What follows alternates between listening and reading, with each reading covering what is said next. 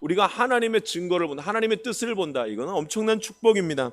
하나님께서 살아계시고 나와 동행하신다는 것을 내가 깨닫게 되었다는 것이기 때문에 얼마나 귀한 일인지 모릅니다. 그러나 하나님의 뜻을 깨닫지 못하게 되고 하나님의 자녀이면서도 하나님께서 나와 함께 하신다는 증거를 찾지 못하게 되면 결국 우리는 어디로 향하게 되냐면 세상을 향하게 되고 세상을 더 의지할 수밖에 없게 됩니다. 그래서 하나님의 증거를 찾는 것 너무나 중요합니다. 그럼 여러분, 하나님의 뜻이 이렇게 밝게 드러났으면 그 다음에 해야 될 게 뭡니까? 전하는 겁니다. 하나님의 뜻이 하나님의 뜻인 것을 알게 된 다음에는 그 하나님의 말씀을, 하나님의 뜻을 전할 수 있어야 됩니다. 전하는 이유는 아주 분명합니다. 하나님의 뜻이 이겁니다라고 전하는 이유는 전해서 서로 믿음이 흔들리지 아니하도록 굳건하게 붙드는 일을 하는 것입니다. 하나님은 보이지 않고 믿음도 보이지가 않아서 우리는 믿음 생활하면서도 흔들릴 때가 많이 있습니다. 그렇기 때문에 믿음이 흔들릴 때 붙들 수 있는 건 하나님의 뜻이 이거라고 서로 전해주어야 붙들면서 살아갈 수 있는 것입니다. 할례가 아니라, 할례로 정결하게 되는 것이 아니라 오직 믿음으로 하나님의 은혜로 정결하게 되었다는 사실을 밝히 깨달은 것은 무엇 때문이냐면 성령님 때문이라는 것을 말합니다. 28절 처음에 뭐라 그래요? 성령과 우리는, 이렇게 말하죠. 그러니까 이미 그들은 성령님과 함께하면서 성령님이 이 사실을, 하나님의 뜻을 깨닫게 해주셨다는 것을 알게 된 것입니다. 그래서 뭐라고 얘기하냐면 성령과 우리는, 이렇게 얘기합니다. 하나님의 뜻이면 무슨 일이 나타나냐면 나누어져서 결정되는 것이 아니라 어떻게 해요? 만장일치로 지금 결정되는 것을 봅니다. 이 어려운 일을 전해야 되는데 누가 가야 되는가? 우리 한번 얘기 나눠봅시다. 누구를 보낼까요? 할 때 여러분, 이게 만장일치로 결정되는 것을 봅니다.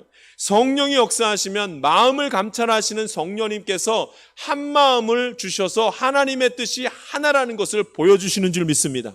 한 마음을 주셔서 성령님께서 하나님의 뜻을 보여주시기 시작하면 같은 마음을 갖고 그 같은 마음을 가진 사람의 힘이 커져서 하나님의 일을 하게 하시는 것입니다. 같은 마음을 주셨어요. 하나님의 뜻이 무엇인지 알고 그 뜻을 함께 나눈 다음에 그 뜻에 순종하는 것이 매우 중요합니다. 그 뜻에 순종할 수 있어야 됩니다. 그래서 여러분, 그렇게 한 다음에서야 얻게 되는 것이 뭐냐면 평안이요, 잘 되게 되는 기쁨입니다. 알겠습니다. 그게 하나님 뜻인 줄 알겠습니다. 근데 잘 안 됩니다. 잘 안 됩니다. 하나님의 뜻은 알아도 순종하기가 너무나 어렵습니다. 그러니까 어디까지 가지 못하냐면 잘 되리라, 평안하리라, 그 자리까지 가지 못합니다. 성경에서 분명히 이렇게 말했습니다.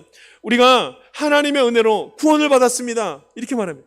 행위가 아니라 하나님의 은혜로 구원받았습니다. 여러분, 이 말을 오해하면 안 됩니다. 그러니까 하나님의 은혜로 구원받았고 행위가 아니니까 나는 가만히 있으면 됩니다.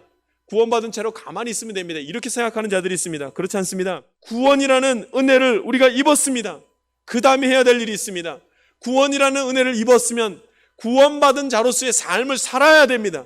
그래야 구원의 확신이 들어서는 것입니다. 할렐루야.